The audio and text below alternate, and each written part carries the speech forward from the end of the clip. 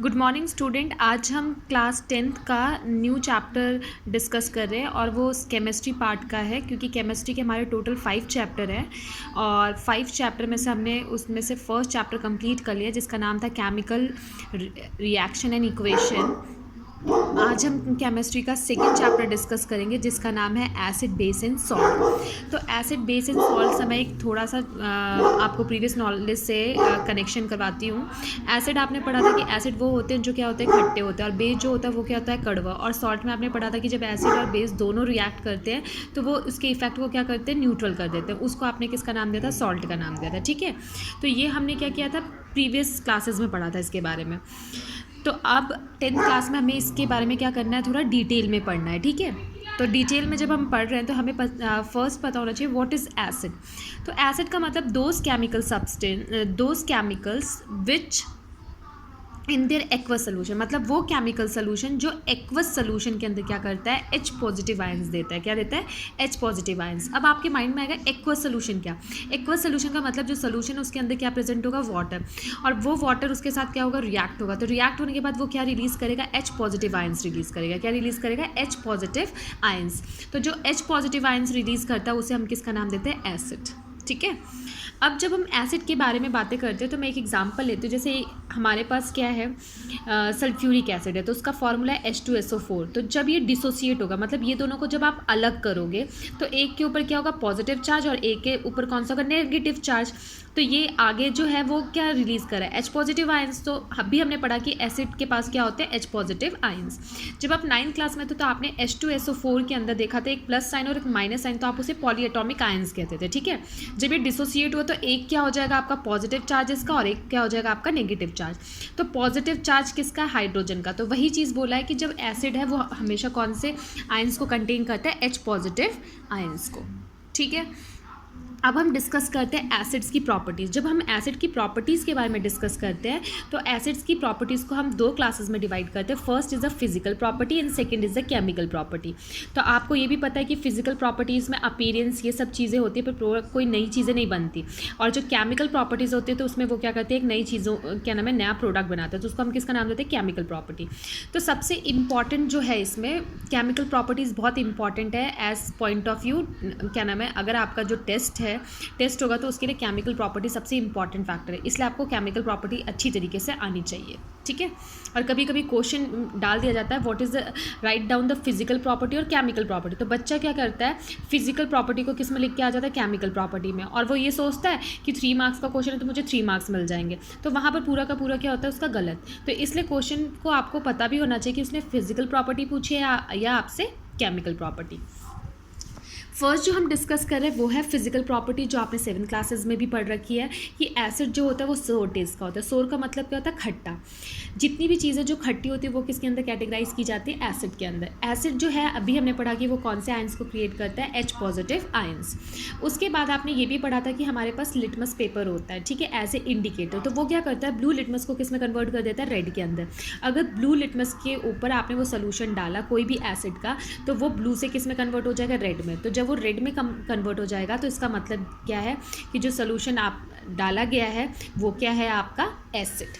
Acid क्या कर सकता है, एसिड सोल्यूशन क्या कर सकता है, इलेक्ट्रिसिटी को भी कंडक्ट कर सकता है, क्योंकि आपको पता है कि इलेक्ट्रिसिटी को कंडक्ट करने के लिए पॉजिटिव और नेगेटिव चार्ज पार्टिकल चाहिए होते हैं। तो इसी तरीके से एसिड के पास H पॉजिटिव आयंस है तो वो क्या कर सकता है, इलेक्ट्रिसिटी को कंडक्ट कर सकता है। नेक्स्ट आते हैं, इट इज़ नॉट सोपी इन टच। नॉट सोपी इन टच का मतलब ये है कि अगर मान लो आप साबुन से अपना हाथ धोते तो आपके हाथ क्या होते हैं, मुलायम हो जाते हैं। और वही चीज़ अगर आपके हाथ में एसिड को गिरा दिया जाए तो आपके हाथ क्या नाम है, रफ हो जाता है। जैसे एग्जाम्पल के लिए मैं बताती हूँ, फेविक्विक हम यूज़ करते हैं तो गलती से फेविक्विक अगर हमारे हाथों में गिर जाते हैं तो आपने देखा होगा कि वहाँ पर क्या होता है, पार्टिकल्स का स्पैचेस पड़ जाता है और जो स्किन होती है वो कैसे हो जाती है, रफ हो जाते हैं। तो अब आपको क्लियर हो गया होगा ये जो हमने डिस्कशन किया वो किसके बारे में डिस्कस किया, फिजिकल प्रॉपर्टी। तो जब भी आपसे फिजिकल प्रॉपर्टी पूछी जाएगी तो आपको ये सब चीज़ें लिखनी है वहाँ पर। सेकेंड आते हैं टाइप्स ऑफ एसिड। अब हम एसिड को डिवाइड करते हैं उसके अकरेंस के हिसाब से। अब देखते हैं कि वो किस टाइप के एसिड्स हमारे पास है। हमारे पास 2 टाइप के एसिड्स होते हैं, first is the organic acid and second is the mineral acid. Organic acid का दूसरा नाम है नेचुरल एसिड और मिनरल एसिड्स का दूसरा नाम है मैन मेड या सिंथेटिक एसिड। ठीक है, ऑर्गेनिक जो होता है वो हम कहाँ से ऑब्टेन करते हैं, प्लांट्स और एनिमल से। तो नेचुरल सोर्स से हमें जो ऑर्गेनिक मिलता है उसे हम किसका नाम देते हैं? Organic acid. जैसे प्लांट है, प्लांट हमें क्या करता है? ऑक्सैलिक एसिड दे सकता है, सिट्रिक एसिड देता है, ठीक है। सिट्रिक एसिड कौन से फॉर्म में? फ्रूट्स के फॉर्म में। वो कौन से फ्रूट्स हैं आपके? लेमन हो गया, ऑरेंज हो गया, ठीक है। और जब हम ऑक्सैलिक एसिड की बात करते हैं तो ऑक्सैलिक एसिड किस में मिलते हैं? आपके टमाटर में मिल गया, पालक में मिल गया। और जब मैं किसकी बात करती हूँ, एनिमल्स की बात करती हूँ, तो आपने मधुमक्खी सुना होगा, वॉस्प सुना होगा, सुना है ना, वॉस्प सुन रखा होगा।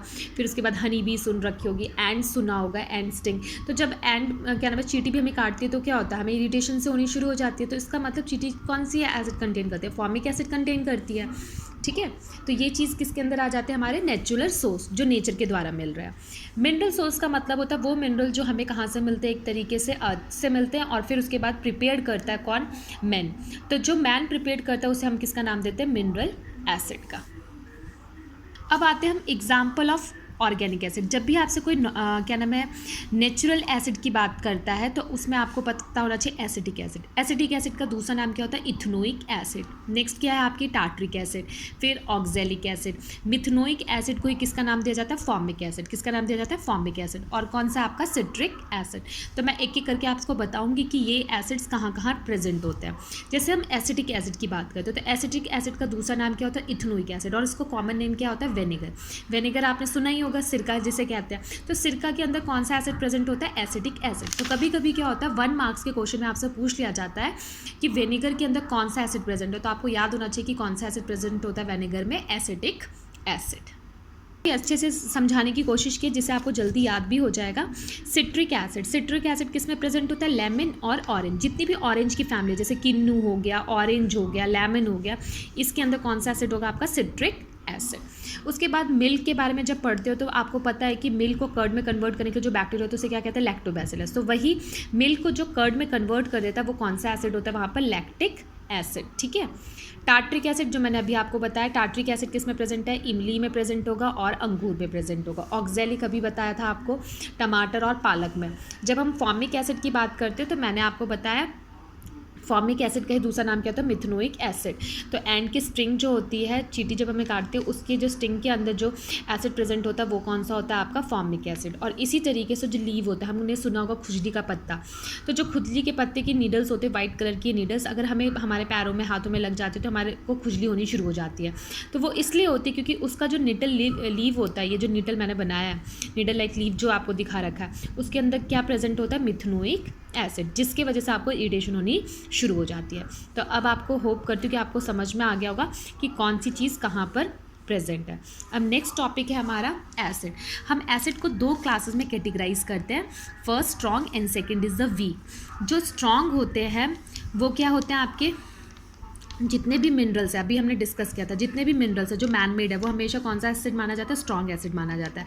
और ये काफ़ी डेंजरस होता है, हम इसे क्या नहीं कर सकते? पी नहीं सकते, ठीक है। जब हम वीक एसिड की बात करते हैं तो वीक एसिड क्या है? Organic acid. और ये क्या है? वीक नेचर का होता है, जिसकी वजह से आप इसे क्या कर सकते हो? ड्रिंक कर सकते हो। जैसे एग्जांपल के मैं बताती हूँ, कोको कोला। क्या आपने कोको कोला पिया तो आप मर जाओगे? नहीं। क्यों? क्योंकि वो कौन सा एसिड है? Weak acid. अगर वही मैं आपको बोलूँ कि तेजाब पी लो तो क्या आप तेजाब पीने से बच जाओगे? नहीं, आप मर जाओगे पूरी तरीके से। क्यों? क्योंकि वो क्या है? स्ट्रॉन्ग एसिड, और वो पूरी तरीके से हमारे इंटरनल ऑर्गन को क्या कर देगा? डैमेज कर देगा, और जो आपका गला है वो भी क्या हो जाएगा? खराब। तो इसके बारे में आपको पता ही होगा। नेक्स्ट पेपर में पूछा जाता है कि स्ट्रॉन्ग एसिड्स के नाम बताओ, तो आपको 3 स्ट्रॉन्ग एसिड्स के नाम आपको हमेशा अपने माइंड में याद होने चाहिए। HCl जिसको हम क्या बोलते हैं? Hydrochloric acid. HNO3 जिसको हम किसका नाम देते हैं? Nitric acid. और H2SO4 जिसको हम किसका नाम देते हैं? Sulphuric acid. तो आपको पता होना चाहिए स्ट्रॉन्ग एसिड्स कौन से हैं आपके। और जब वीक एसिड की बात की जाए तो अभी हमने डिस्कस किया था citric acid, lactic acid, tartaric acid, oxalic acid, formic acid, ये सब क्या है? हमारे वीक एसिड, जिसे हम क्या कर सकते हैं? ड्रिंक कर सकते हैं। और वीक एसिड के अंदर जो ड्रिंक हम सॉफ्ट ड्रिंक्स पीते हैं उसके अंदर कौन सा एसिड प्रेजेंट होता है? Carbonic acid. क्लियर हो गया यहाँ तक? नेक्स्ट आते हैं हम सोल्यूशन। दो टाइप के सोल्यूशन होते हैं, first is a concentrated solution और एक डाइल्यूट सोल्यूशन। जब हम लैब में जाते हैं तो लैब्स के अंदर जो बॉटल्स होती हैं तो उसके आगे लिखा था CONC। CONC का मतलब कौन सा सोल्यूशन? Concentrated solution. और DIL लिखा होता है तो उसका मतलब डाइल्यूट सोल्यूशन। कंसनट्रेशन सोल्यूशन का मतलब होता है जिसमें केमिकल, जो हम केमिकल यूज़ करें उसकी क्वांटिटी क्या होती है? ज़्यादा, और उसमें पानी क्या होता है? बहुत ही कम प्रेजेंट होता है। उस सोल्यूशन को हम किसका नाम देते हैं? कंसनट्रेटेड। और ये काफ़ी डेंजरस होता है एक तरीके से। और जब हम डाइल्यूट की बात करते हैं तो डाइल्यूट के अंदर सोल्यूशन की क्वांटिटी क्या होती है? जो केमिकल हम यूज़ कर रहे हैं उसकी क्वांटिटी कम होती है और वाटर की क्वांटिटी इसमें क्या होती है? ज़्यादा होती है। तो जिसकी वजह से वो क्या होता है? डाइल्यूट सोल्यूशन कहलाता है। ठीक है, अब यहाँ पर जो मैं समझा रहा हूँ उसे ध्यान से सुनना। डाइल्यूशन का मतलब क्या होता है? जब दो चीज़ एक साथ मिलते डाइल्यूट होती है। अगर मान लो कंसनट्रेटेड एसिड है और कंसनट्रेटेड एसिड को मैं किसके साथ डालती हूँ? वाटर के साथ। किसके साथ? वाटर। एग्जाम्पल के मान लो मैंने बीकर लिया, उस बीकर के अंदर क्या है? वाटर फिलअप है। क्या है? वाटर है। ठीक है, और वाटर है। अब मैं ड्रॉप से क्या कर रही हूँ, और ड्रॉप पर का यूज़ करके मैं साइड से, मतलब जो आपका क्या है बीकर, उसको टच करते हो साइड में, उसके वॉल से एक तरीके से मान लो, उससे टच करते हो मैं क्या कर रही हूँ? धीरे धीरे क्या नाम है? कंसनट्रेटेड सोल्यूशन डाल रही हूँ। तो जिसके वजह से वहाँ पर आसानी से क्या होता है? डाइल्यूशन हो जाता है। जैसे मैंने यहाँ पर आपको बताया कि आपने क्या किया? वाटर ले लिया और ड्रॉपर से क्या हुआ? केमिकल। और साइड वे से आपने क्या किया? धीरे धीरे क्या किया? क्या डालना शुरू किया? Concentrated solution. ठीक है, तो वो फिर उसके बाद आपने उसे क्या किया? अच्छी तरीके से हिलाया। तो पॉइंट जो आपको नोट करना है ये कि क्या क्या करता है, ये जब रिएक्ट होता है तो हीट भी प्रोड्यूस होता है। तो हमेशा याद रखना कि सब आप जो आप सोल्यूशन ले रहे हो उसको किसके साथ ऐड करोगे? वाटर के साथ। मतलब वाटर बीकर में होना चाहिए और ड्रॉप से आप क्या डालोगे? केमिकल डालोगे। ठीक है, और नेक्स्ट आता है, अगर क्वेश्चन में ये पूछा जाता है कि अगर हम वाटर को पहले डालें, मतलब बीकर में हमने क्या ले लिया? केमिकल ले लिया और ऊपर से क्या डाल रहे? वाटर। तो ये डाइल्यूशन क्या कहलाएगा? रॉन्ग। क्यों रॉन्ग कहलाएगा? क्योंकि जब हम वाटर को उसमें एडेड करेंगे किसके साथ? कंसनट्रेटेड एसिड के साथ डाइल्यूट करने के लिए, तो उस टाइम पे बहुत ज़्यादा अमाउंट में क्या प्रोड्यूस होगा? हीट प्रोड्यूस होगा, जिसके वजह से वो पूरी तरीके से क्या होता है? स्प्लैश, मतलब ब्लास्ट होता है, उस तरीके से हो जाएगा। आपके फेस पे या आपके क्लॉथ पे क्या कर सकता है? वो गिर सकता है और आपको क्या कर सकता है? इंजर कर सकता है। ठीक है, जैसे एग्जाम्पल के मैंने आपको बता दी, यहाँ पर एक बीकर है, बच्चे यहाँ पर एसिड, नॉर्मल कंसनट्रेटेड एसिड लिया था डाइल्यूशन के लिए, और ऊपर से ड्रॉपर से क्या दिया? डाला वाटर। तो ये मेथड क्या माना जाएगा आपको? रॉन्ग। तो ये कभी कभी क्वेश्चन पूछ लिया जाता है, तो इसलिए आपको पता होना चाहिए कि हम क्या करते हैं? सॉल्यूशन को, मतलब जो कंसनट्रेटेड सॉल्यूशन आप लेते हो उसको किस में डालते हो? वाटर के अंदर। कभी भी वाटर को कंसनट्रेटेड सॉल्यूशन के अंदर नहीं डालते हैं। तो कोई रीज़न पूछेगा क्यों नहीं डालते हैं, तो अब आपको मेरे ख्याल से पता चल गया होगा कि इसलिए नहीं डालते हैं क्योंकि वो लॉट ऑफ अमाउंट में क्या करता है? हीट इवॉल्व करता है, और जिसके वजह से वो पूरी तरीके से क्या हो सकता है? ब्लास्ट हो सकता है, और आपके आईज़, आपके क्लोज, इन सब पे क्या हो सकता है? ये केमिकल आ सकता है और आपको डैमेज कर सकता है। तो होप करती हूँ इतना आपको समझ में आ गया होगा।